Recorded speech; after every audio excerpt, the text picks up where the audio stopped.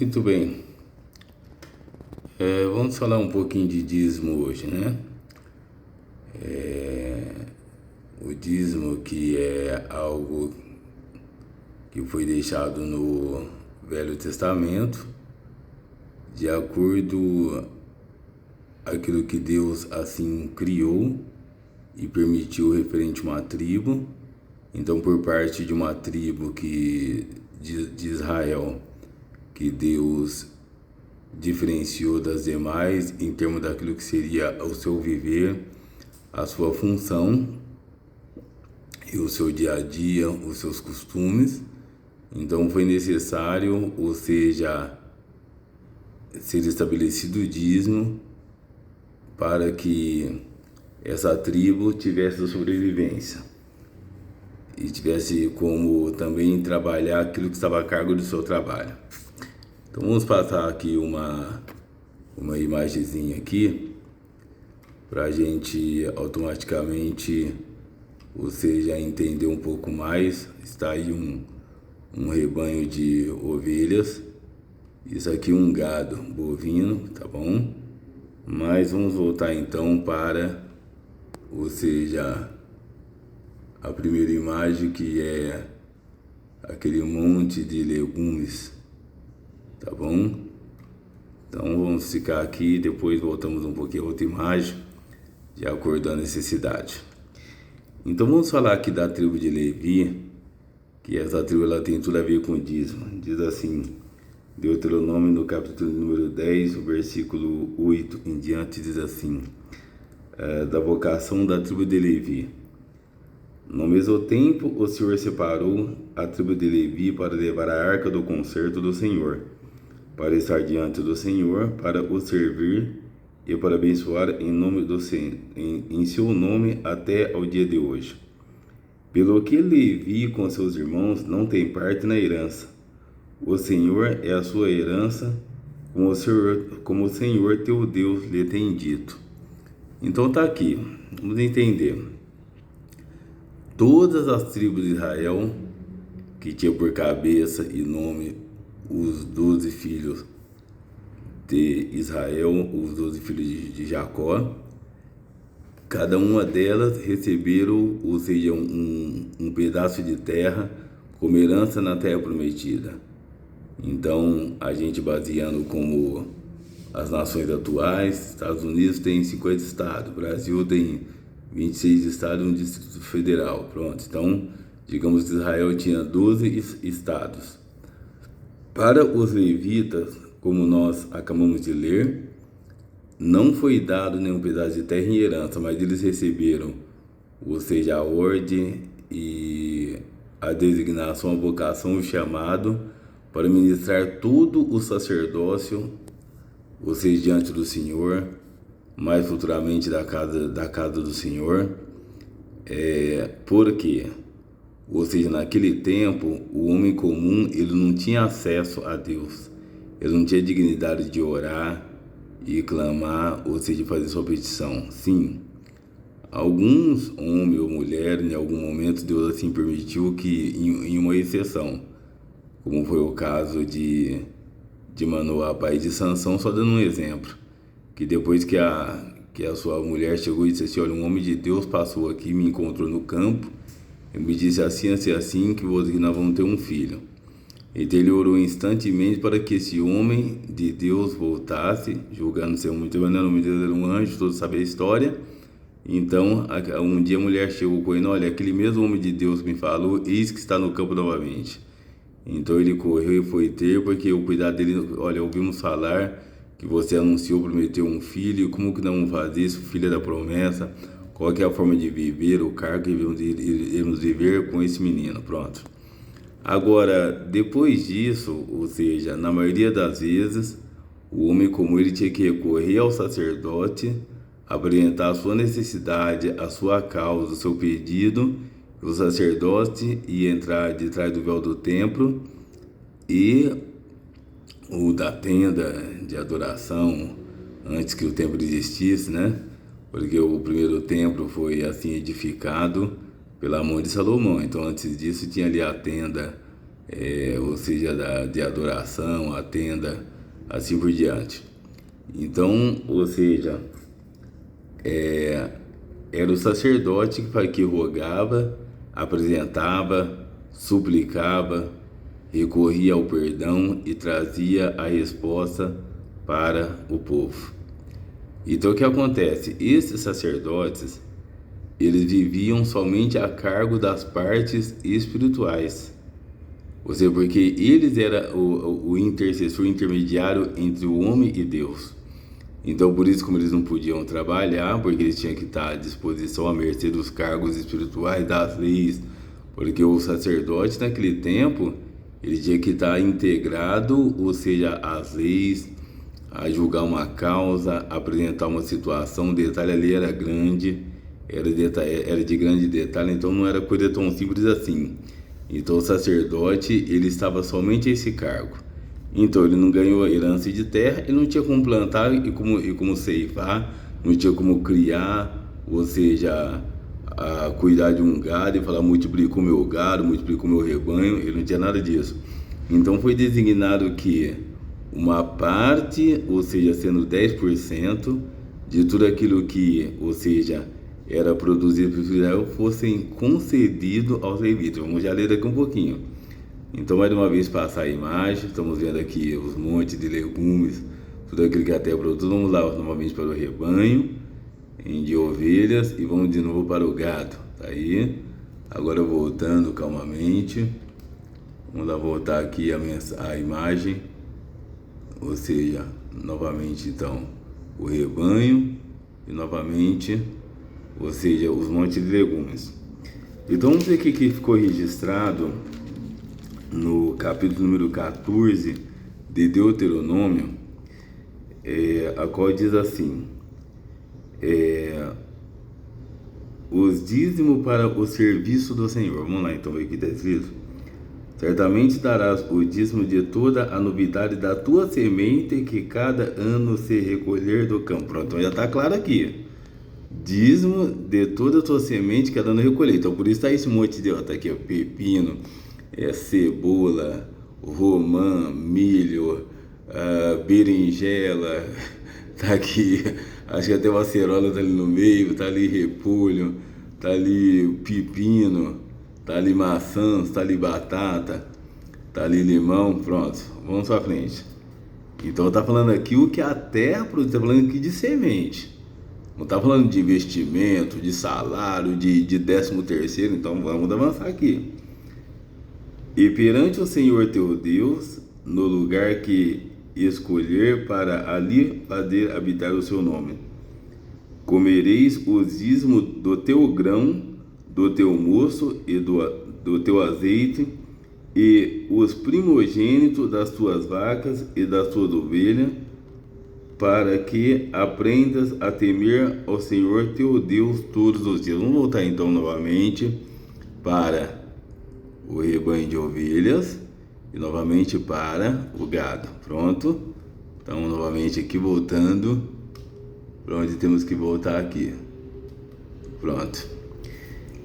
Então diz aqui: e quando o caminho te for tão comprido que o não possas levar, por estar longe de ti, o lugar que escolher o Senhor teu Deus para ali pôr o seu nome, quando o Senhor teu Deus te tiver abençoado, então vende-os e ata o dinheiro na tua mão e vai ao local que escolher o Senhor teu Deus. E aquele dinheiro darás para tudo o que deseja a tua alma, por vacas e por ovelhas e por vinho e por bebida forte, e por tudo o que te pedir a tua alma, come-o ali perante o Senhor teu Deus, e alegra-te tu e a tua casa. Porém, não desampararás ao levita que está dentro das suas portas, pois não tem parte nem herança contigo. Ao fim de 3 anos, tirarás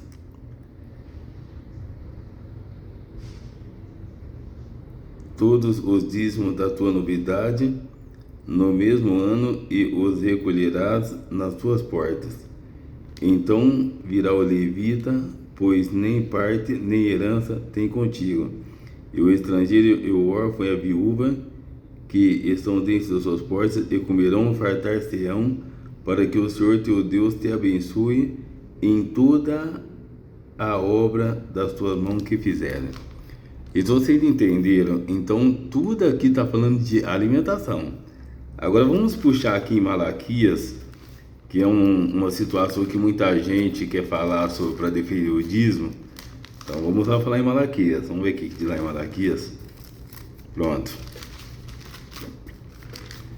Malaquias no capítulo de número, salvo erro, 3. Aqui, ó.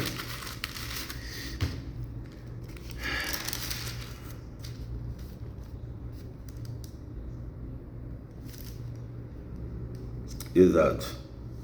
Não devemos roubar o Senhor, nem duvidar da sua providência e justiça. Desde o dia de vossos pais vos desviaste dos meus estatutos e não os guardaste. Tornai-vos para mim e tornarei para vós, diz o Senhor dos Exércitos. Mas vós dizei, em que havemos de tornar? Roubarás o homem a Deus, todavia vós me roubais e dizei, em que te roubamos?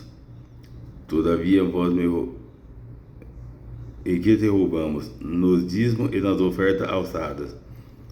Com maldição sois amaldiçoados, porque roubai a mim, vossa nação. Trazei todos os dízimos à casa do tesouro, para que haja mantimento na minha casa. E depois fazei prova de mim, diz o Senhor dos Exércitos, se eu não abrir a janela do céu e não derramar sobre vós uma bênção tal, que dela vos advenha a maior abastança. Então aqui já está, ou seja, mais uma vez o que nós precisava de ouvir aqui. Trazei todos os dízimos à casa do tesouro, para que haja mantimento na casa do Senhor. Não é para ver relógio Rolex na mão de pastor, não é para ver, ou seja, a camisa da Ralph Lauren, da Hugo Boss, o terno da Carmen Stefano, não é para ter isso aí. Não é para ter a caminhonetona do Jeep Commander, não é para ter aí ou seja, o Porsche do pastor, não, vocês entenderam? Não é para ter aí a Ferrari do reverendo do bispo, não é para ter isso aí. Tá falando aqui de mantimento. Então vocês entenderam? Só que agora para falar que o dízimo não nos interessa mais e não existe, para defender aquilo que cremos e aquilo que vivemos. Primeiro, se alguém, ou seja, tiver como provar que o Senhor e Salvador Jesus Cristo deu algum dízimo, então pode apresentar que automaticamente a gente vamos retirar aqui esse assunto. Porém não existe, o Senhor Jesus não deu dízimo algum. Antes pelo contrário, ele fala que ele não veio, ou seja, abolir a lei, mas ele veio abrogar, sim. Ele cumpriu a lei e apresentou aquilo que era mais eficaz, que era a graça, e automaticamente o que era sacrificante para o homem cumprir tudo, ele resumiu em facilidade, porque a graça nos traz o que ele disse, um jugo suave e um fardo leve. Então lá na frente, ou seja, Paulo concluiu o que o nosso Senhor Salvador Jesus Cristo iniciou, dizendo assim, o que diz a lei? Não matará, não adulterará, não terá falso testemunho, isso, aquilo, outro. E se há mais um outro mandamento, tudo se resume nesses dois. Amarás o Senhor teu Deus de todo o teu coração, de todo o teu mente, de todo o teu entendimento, e ao próximo como a ti mesmo. Pronto. Então se você ama, você já deu o dízimo. Se você, ou seja, ama a Deus suas coisas próximas vezes, você já está aqui cumprindo a lei, cumprindo o mandamento da lei de Moisés, cumprindo, ou seja, dando o seu dízimo, que não precisa dar mais. Vamos acabar de iniciar aqui, explicar o porquê não, porque automaticamente, ou seja, você com esse mandamento, estando na graça que é mais eficaz que a lei, porque a lei não te deu vida eterna, a lei não te deu poder para você vencer a lei do pecado e combater a satanás da tentação. Agora a graça te trouxe o perdão em que Jesus te trouxe, ou seja, um sacrifício que te dá estrutura e meios para você viver uma novidade de vida. E no final toda a vida eterna no céu. Porém, quando Cristo Jesus, o nosso Senhor Jesus Cristo na cruz, ele ditou suas últimas palavras dizendo, Eli lama sabachthani, cumpriu o que ele pregou, que ele dizia, derribarei um templo em 3 dias e edificarei outro. O velho templo se rasgou de cima a baixo, foi abolido o sacerdócio da casa de Levi, e foi estabelecido o nosso sacerdócio espiritual da graça, onde se diz, vós sois reis sacerdotes, porque hoje qualquer um de nós, como ele dizia, entra no teu aposento, fecha a tua porta, faz a tua oração e Deus te virá. Hoje cada um de nós temos acesso. Então nós temos acesso, já não há mais necessidade de nós recorrer a sacerdote, recorrer a quem seja para nós suplicar a Deus. Então, sendo assim, se o sacerdócio da casa de Levi ele foi abolido, então está encerrado aqui a necessidade de dar dízimo para ter mantimento e mais alguma coisa, mesmo porque o próprio Senhor Jesus Cristo, ele trabalhou até a sua 29 anos de idade sendo um carpinteiro junto com seu pai. Depois, quando ele começou a missão dele, ele tinha só 3 anos de missão, então ele dedicou a missão. Porém, quando alguém falou, eu te seguirei, tu me seguirás, ele não falou assim, ó, pode vir que eu tenho mansões, eu tenho o carro do ano, eu tenho fazenda, eu tenho ouro, não. Ele disse assim, você me seguirá, a ave tem o seu ninho, a raposa o seu sucovir, o filho do homem não tem nem onde reclinar a sua cabeça. Por quê? Porque ele foi o primeiro a cumprir o que ele pregou. Ele dizia, aquele que quer me seguir, renuncia-se a si mesmo uma sua princípio, porque ele deixou claro para renunciar o que essa terra apresentava, porque ele já mostrava que maior e mais excelente, sem medida de comparação, é o que esperaria a todo quanto recorresse a ele renunciando lá no céu. Então tá aqui claro. Agora tem gente que ele ou seja, está vivendo uma outra promessa. Ele está vivendo um outro viver, não, porque ou seja, o esquema dele, o céu dele tem que ser diga assim, na ostentação, tem que ser na luxúria, tem que ser na soberba, tem que ser nas grifes, tem que ser nas marcas, tem que ser nos melhores hotéis, tem que ser aí ostentando, porém os fiéis aí estão às vezes passando necessidade, capengando e dizimando para alguém bater asa, dando dinheiro aí para alguém bater asa, para alguém aí andar aí, ou seja, na luxúria, relógio Rolex, ou seja, tênis, sapato croma alemão e tudo, carro do ano, 2, 3 carros, cada um fechado, e o fiel. Então é assim, né? Então tá aqui claro, não precisa avançar mais. O dízimo não existe. Ou seja, foi estabelecido coletas e ofertas voluntárias, debaixo da graça que vimos. Agora dízimo é coisa agora para esse povo aí que diz que encontra o verdadeiro evangelho. Eles estão recorrendo a caminhos que fazem uma falsificação da doutrina, dos nossos Jesus, para uma falsificação da palavra, e traz o dízimo para o seu bel prazer, para o seu bel interesse. Paramos por aqui, façam bem.